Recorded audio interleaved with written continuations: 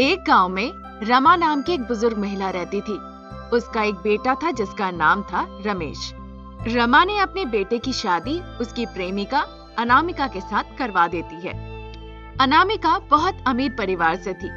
रमा अपनी बहू अनामिका को घर पे लाने के लिए बहुत उत्साहित थी, पर बहू अनामिका को अपनी सासू माँ की कोई परवाह नहीं थी। एक दिन रमेश कहता है, माँ, आजकल मैं देख रहा हूँ कि तुम बहुत चुप चुप रहती हो और अकेले ही घर का सारा काम करती हो, ऐसा क्यों?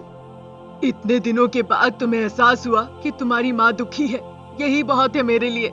जब तुम्हारे पिताजी गए तब मुझे पता नहीं था कि मैं इतनी अकेली हूँ, क्योंकि तब मन में हिम्मत थी कि मेरा बेटा साथ है, पर अब सब हिम्मत मर चुका है। क्या हुआ माँ, तुम ऐसी क्यों बातें कर रही हो? क्या हो गया? अनामिका ने कुछ कहा है तुम्हें? बहू घर पे आई पर मैं खुश नहीं हूँ। मैं तो चाहती थी कि मेरी बहू नहीं बेटी बन के रहे। ऐसा कहकर रमा रोने लगती है। रमेश को ये सारी चीजें देख के बहुत बुरा लगता है। दुखी होकर वो अपने पत्नी के पास जाता है। 8 बज रहे थे, फिर भी उसकी पत्नी सोई हुई थी। ये देखकर रमेश आग बबूला हो जाता है। अनामिका, अनामिका, तुम अभी तक सो रहे हो? सुबह के 8 बज चुके हैं और अभी तक तुम बिस्तर में पड़ी हुई हो। घर का काम कौन करेगा? अरे, तुम क्यों चिल्ला रहे हो? घर का काम तो तुम्हारी माँ ही देखती है। मुझे थोड़ी और देर सोने दो ना। तुम्हें किस बात का इतना अहंकार है? पहले उठो। जैसे ही वो चिल्ला के कहता है, अनामिका अपने बिस्तर से उठ जाती है। बाद में वो अपने पति पर चिल्लाने लगती है कि क्यों वो उस पर चिल्ला रहे थे बोल के।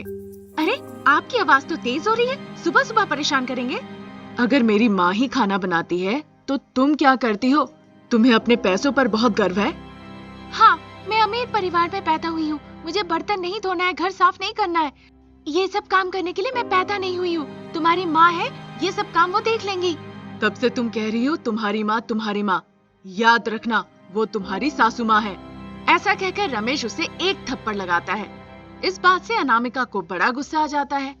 क्योंकि उसके पति ने उस पर हाथ उठाया था, इसलिए अनामिका अपने कपड़े बांधती है और मायके चली जाती है। अपने मायके में वो ऐशो आराम भरी जिंदगी व्यतीत करने लगी। रमेश इधर अपने माँ के साथ रहने लगा। क्योंकि वो अपनी पत्नी के साथ नहीं रहता था, इसीलिए वो दुखी रहता था। ये बात उसकी माँ को समझ में आ जाता है। देखो बेटा, तुम मेरे संतान हो, तुम्हारा दर्द मैं समझ सकती हूँ। तुम्हें इस तरह से अपने दिल को मार के रहने की जरूरत नहीं। तुम्हारी माँ महत्वपूर्ण है, लेकिन तुम्हारे जीवन के सफर में पत्नी का भी अहम भूमिका है।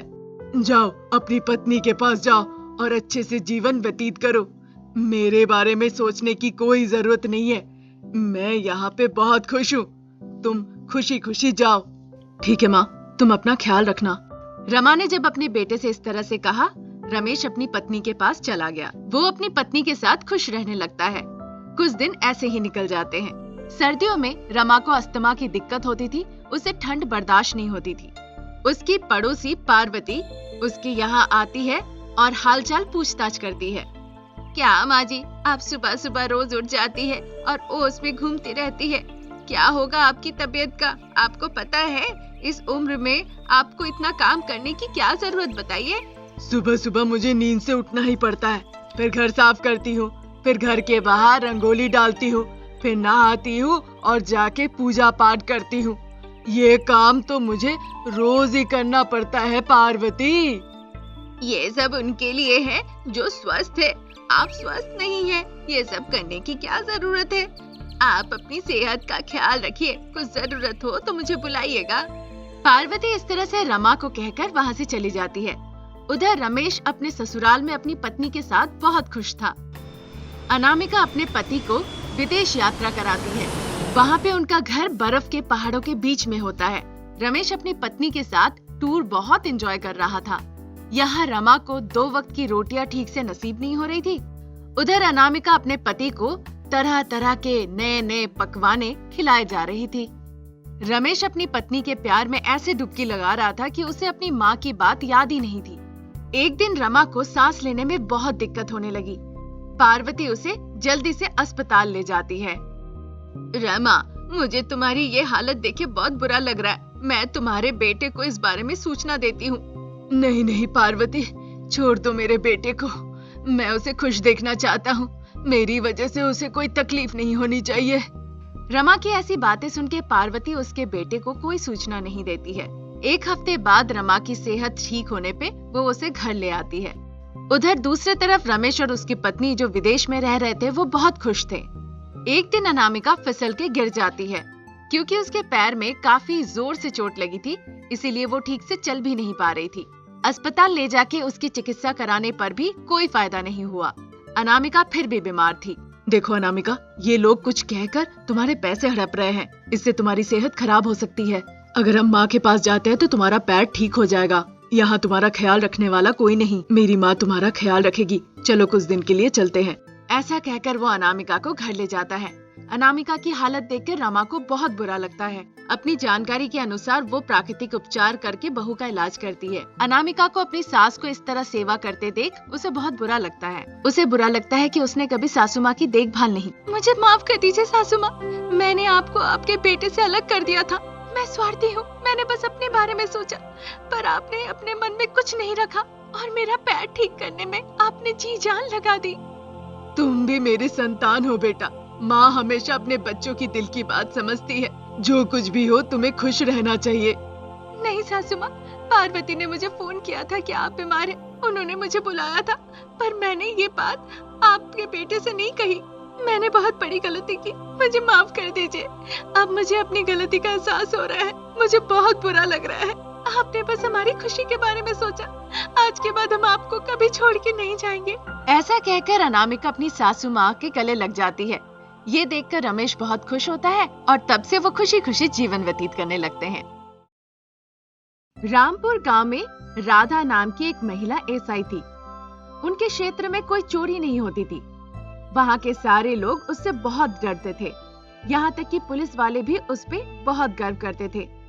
राधा के पति रविंद्र और पुत्र का नाम था रमेश। अपने काम में वो कितनी भी सख्त क्यों ना हो, पर घर आने के बाद वो एक सामान्य गृहिणी थी। वो अपने पति का सम्मान करती थी और अपने बेटे से बहुत प्यार करती थी। वो बहुत खुश थे। यूं ही चल रही थी उन सभी की जिंदगी। एक दिन, राधा, तुम जैसी पत्नी पाकर मैं बहुत खुश हूँ। तुमने कितने चोरों को पकड़ा, सबको सजा दिलवाई। तुमने किसी को नहीं छोड़ा और सभी को गैर कानूनी काम करने से रोका। साथ ही साथ अपने पति का इतना सम्मान करती हो। मैं बहुत ही भाग्यशाली हूँ। अजी, आप भी मुझे बहुत अच्छी तरह से समझते हो। आपने मुझे मेरा काम करने के लिए कभी रोका नहीं। सच में आप जैसा पति पाकर मैं बहुत खुशकिस्मत वाली हूँ। राधा, कुछ दिनों से मैं तुमसे कुछ कहना चाह रहा था, पर समय नहीं मिल पाया कि कह सकूं। क्या बात है जी, जल्दी बताइए ना। हमारा बेटे का वो उम्र आ गया है जब हम उसकी शादी करा दे। हमें एक अच्छी लड़की देखकर उसकी शादी करा देनी चाहिए। बहू आने का समय हो गया है। हाँ जी, हमें एक अच्छी लड़की देखकर उसकी शादी करानी होगी। बहुत जल्दी मैं भी रिटायर होने वाली हूँ, उससे पहले ये करना होगा। कल ही मैं शादी के लिए पंडित जी के पास जाऊंगा। वो अच्छे लड़कियों का रिश्ता ले आएंगे। अच्छा ठीक है। पंडित जी से बात करके उन्होंने एक अच्छा रिश्ता देखकर एक सुशील लड़की चुना। लड़की का नाम था अनामिका। उसके माता पिता नहीं थे, पर वो सॉफ्टवेयर कंपनी में जॉब करती थी, जहां उसे 50,000 रुपए तनख्वाह मिलती थी। जब उन्होंने देखा सब कुछ अच्छा है, तो उन्होंने रमेश को उस लड़की के बारे में बताया। रमेश को भी वो लड़की पसंद आई। आप लोगों की पसंद मेरी पसंद, जिसे आप पसंद करेंगे मैं उसी से शादी करूंगा। रमेश को भी अनामिका पसंद आई। रमेश और अनामिका की शादी राधा और रविंद्र ने धूमधाम से करा दी। नई बहू भी सभी से बहुत अच्छे से घुल मिल गई। सभी लोग बहुत खुश थे। कुछ ही दिनों के बाद अनामिका अपने वेतन से अपनी सासू माँ और ससुर जी को महंगे महंगे उपहार खरीद के लाके देती है। सासू माँ, ससुर जी, मैं आप लोगों के लिए आईफोन लाई हूँ और साथ ही घर के लिए जरूरतमंद चीजें भी ले आई हूँ। अरे, तुमने इतना महंगा सामान क्यों लिया? हाँ, लगता है पूरा तनख्वाह यहीं पे खर्च कर दी। सासू माँ, मेरे लिए तो आप लोग हैं, पर मैं जो कर रही हूँ ये तो परिवार के लिए ही कर रही हूँ ना। ठीक है बेटा, पर इतने पैसे मत खर्च करो। अपने बच्चों के लिए पैसे बचाओ। ऐसा कहकर राधा ऑफिस के लिए निकलने लगती है। उसी वक्त राधा को उसके उच्च अधिकारियों से फोन आता है। उन्होंने बताया कि महंगा आईफोन का कंटेनर चोरी हो गया है, जिसकी कीमत लगभग 10 मिलियन रुपए होगी। ये सुन के राधा जल्दी से निकल जाती है। रविंद्र को भी बाहर जाना था क्योंकि उनकी दवाइयाँ खत्म हो चुकी थी। बेटा अनामिका, मेरी दवाइयाँ खत्म हो गई है। तुम ऑफिस से कब लौटोगी? क्या तुम मेरी दवाइयाँ ला सकती हो? ठीक है पिताजी, आप आराम कीजिए, मैं ले आऊंगी। अच्छा पिताजी, इसके अलावा क्या आपको और किसी चीज की जरूरत है? नहीं नहीं बेटा। अनामिका ऐसा कहकर ऑफिस के लिए निकल जाती है। रास्ते में वो एक ऐसे घर में जाती है जो कि शहर के बीचों बीच था। जब वो उस घर से निकल रही थी, अनामिका ने देखा उसकी सासू माँ राधा वहाँ खड़ी है। अरे सासू माँ, आप यहाँ किसी काम से आई थी? कुछ नहीं बेटा, आज एक बहुत बड़ी चोरी हुई है। किसी ने आईफोन का पूरा कंटेनर गायब कर दिया है, जिसकी कीमत 10 करोड़ रुपए होगी। हमें खबर मिली है उन्होंने उस कंटेनर को इसी इलाके में किसी घर में छुपा रखा है। उसी की तलाश में हम यहाँ पर आए हैं। पर तुम यहाँ पर क्यों आई हो? इस घर में कौन रहता है? हमारी मैडम यहाँ रहती है सासू माँ, वो शहर में नहीं है, इसीलिए मैं वापस जा रही हूँ। ठीक है बेटा, सावधानी से जाओ। ऐसा कहकर अनामिका चली जाती है। थोड़ी देर बाद एक अफसर आता है राधा के पास और वो हैरान होकर कहने लगता है, देखिए मैडम, आईफोन के सीक्रेट कोड से हमने पता लगाया है कि वो कहाँ है। अभी चोरी हुए आईफोन इसी घर के हैं। और इतना ही नहीं मैडम, एक और जरूरी बात, आपका आईफोन भी चोरी का ही सामान है। चोर के चोरी के बंडल का ही एक हिस्सा है। ऑफिसर की ऐसी बातें सुन के राधा हैरान हो जाती है। इसका मतलब चोर मेरे अनजाने में आसपास ही कहीं घूम रहा है। मुझे पता है इस केस को कैसे हैंडल करना है। ऑफिसर, इस बात को सीक्रेट ही रखिए। कल तक मैं चोर का पता लगा ही लूंगी। घर जाने के बाद वो इस विषय में सोचने लगती है। वो सोचती है कि अगर बहू ये बता दे कि उसने वो फोन कहाँ से लिया है तो चोर का पता लगाया जा सकता है। वो अनामिका को फोन करके पूछती है कि वो फोन उसने कहाँ से लिया था। वो जानकारी के लिए अपनी बहू से पूछताछ करती है। वो आईफोन मैंने सासू माँ ऑनलाइन लिया था, उसका रिसिप्ट भी है मेरे पास, पर क्यों? अनामिका, मुझे अपनी ऑनलाइन वाली बिल जरा दिखाओ। मेरी दोस्त ऐसा ही खरीदना चाहती है, उसे दिखाऊंगी तो वो आसानी से खरीद सकती है ना। अनामिका उस फोन का बिल भेजती है। राधा उस बिल को देखकर मानो चकरा जाती है। वो अनामिका के गाल में एक थप्पड़ लगाती है। अनामिका को मारते देख रविंद्र और रमेश दोनों हैरान रह जाते हैं। बाद में राधा इस विषय में उन दोनों को खुल के बताती है। ये अनामिका नहीं है, ये एक मोस्ट वांटेड चोर है। राधा, तुम बहू को मार के बेमतलब की बातें मत करो। तुम कैसे कह सकते हो कि बहू चोर है? असल में जो आईफोन उसने हमें गिफ्ट किया था वो दुकान का नहीं है, वो चोरी का माल है। इसने मुझे एक जाली बिल दिया है। असल में इसने आईफोन का कंटेनर ही चोरी कर लिया है, जिसकी कीमत करीबन 10 करोड़ रुपए है। ये एक चोर है, चोर।